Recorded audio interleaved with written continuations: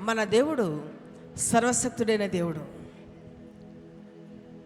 సర్వశక్తుడు మన జీవితాలలో ఏమైనా చేయడానికి ఆయన ఇష్టపడే దేవుడు.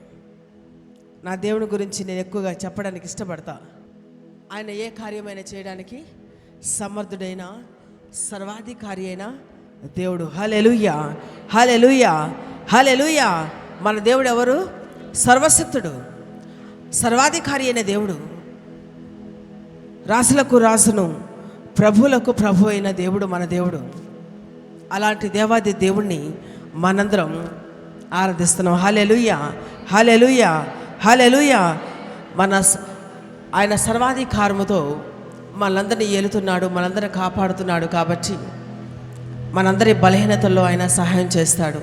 ఒక మంచి స్నేహితుడిగా ఉంటాడు. హల్లెలూయా, హల్లెలూయా, హల్లెలూయా.